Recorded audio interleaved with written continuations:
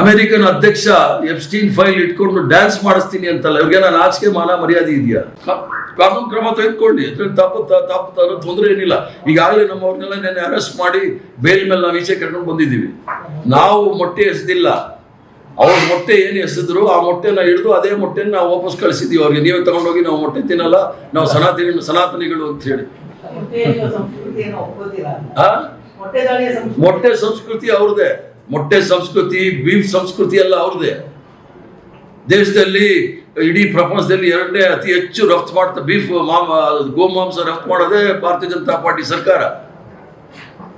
ಅಂಗನವಾಡಿ ಮಕ್ಕಳಿಗೆ ಮೊಟ್ಟೆ ಕೊಡೋಕೆ ಯೋಗ್ಯತೆ ಸರ್ಕಾರಕ್ಕೆ, ನಮ್ಮ ಮೇಲೆ ಮೊಟ್ಟೆ ಇಸ್ತಾರೆ. ಅಂಗನವಾಡಿ ಮಕ್ಕಳಿಗೆ, ಬಡ ಮಕ್ಕಳಿಗೆ ಮೊಟ್ಟೆ ಕೊಡುವಾಗ ವಿರೋಧ ಮಾಡಿದವ್ರು ಯಾರಂತೆ? ನಾವು ಶಾಕಾಹಾರಿಗಳು ಮೊಟ್ಟೆ ಕೊಡಬಾರ್ದು ಅಂತ ಹೇಳಿ ಗಲಾಟೆ ಮಾಡಿದವ್ರು ಯಾರಂತೆ? ಇದೇ RSS ಅವರು, ಇದೇ ಇವ್ರ ಸಂಘ ಪರಿವಾರದವರು. ಇಷ್ಟೆಲ್ಲ ಕೂಡ ಸಂಸತ್ತಲ್ಲಿ ಚರ್ಚೆಗೆ ಅವಕಾಶ ಕೊಟ್ಟಿಲ್ಲ, ದೇಶಾದ್ಯಂತ ಗಲಾಟೆ ಆಗ್ತದೆ. ಅಂದ್ರೆ ಪ್ರಜಾಪ್ರಭುತ್ವದಲ್ಲಿ ನಂಬಿಕೆ ಇಲ್ಲ, ಹಿಟ್ಲರ್ ಶಾಹಿ. ಮಕ್ಕಳ ಭವಿಷ್ಯದ ಬಗ್ಗೆ ಅವ್ರಿಗೆ ಕಾಳಜಿ ಇಲ್ಲ.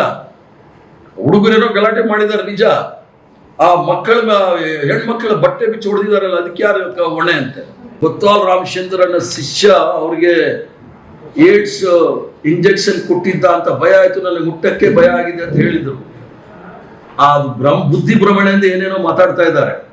ರಾಹುಲ್ ಗಾಂಧಿ ಅವರು ಆತರ ಇದ್ರೆ ಬಹಿರಂಗ ಪಡಿಸ್ಲಿ, ನಾನು ಓಪನ್ ಸವಾಲ್ ಆಗ್ತಿವೆ.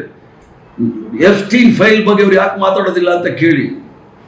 ಅಮೆರಿಕನ್ ಅಧ್ಯಕ್ಷ ಎಪ್ಸ್ಟೀನ್ ಫೈಲ್ ಇಟ್ಕೊಂಡು ಡ್ಯಾನ್ಸ್ ಮಾಡಿಸ್ತೀನಿ ಅಂತಲ್ಲ, ಇವ್ರಿಗೆ ನಾನು ಆಚೆಗೆ ಮಾನ ಮರ್ಯಾದೆ ಇದೆಯಾ? ಆದ್ರಿಂದ ಇದಕ್ಕೆಲ್ಲ ನಾವು ಬಗ್ಗವ್ರಲ್ಲ. ಏನೇನೋ ಕರೆದಿದ್ದಾರೆ, 40 ವರ್ಷದಿಂದ ಕರೀತಾ ಇದ್ದಾರೆ. ಅವ್ರಿಗೆ ಬೇರೆ ವಿಚಾರನೇ ಗೊತ್ತಿಲ್ಲ.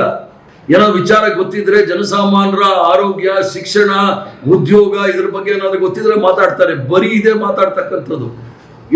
ಇವರು ದೇಶ ಭಕ್ತರು ಅಂತೇಳಿ ಸರ್ಟಿಫಿಕೇಟ್ ತೆಗೆದುಕೊಳ್ಳಕ್ಕೆ ವಿದ್ಯಾರ್ಥಿಗಳ ಪರ ಯಾರು ನಿಲ್ತಾರೆ ಅವ್ರನ್ನ ದೇಶದ್ರೋಹಿಗಳು ಅಂತ ಮಾಡ್ತಾ ಇರ್ತಾರೆ. ವಿದ್ಯಾರ್ಥಿಗಳು ಅವರ ಭವಿಷ್ಯಕ್ಕಾಗಿ ಹೋರಾಟ ಮಾಡಿದ್ರೆ ಅವ್ರನ್ನು ಸಹ ದೇಶದ್ರೋಹಿಗಳು ಅಂತ ಮಾಡ್ತಾರೆ. ಆಂಟಿ ನ್ಯಾಷನಲ್ ಅಂತ ಹೇಳ್ತಕ್ಕಂಥ ಒಂದು ಕೆಟ್ಟ ಮನಸ್ಥಿತಿ ಇರ್ತಕ್ಕಂಥವ್ರು ಭಾರತೀಯ ಜನತಾ ಪಾರ್ಟಿ, RSS ಅವರು.